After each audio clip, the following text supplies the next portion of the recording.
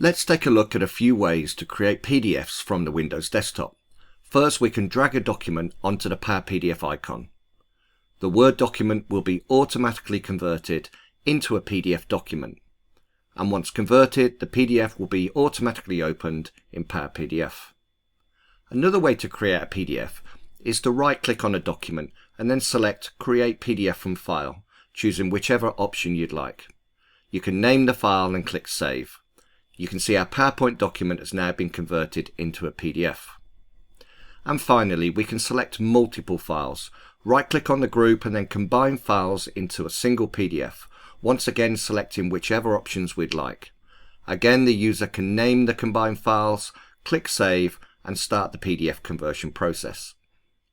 Once the conversion is complete, we'll see the resulting document contains all the converted pages from our 5 files.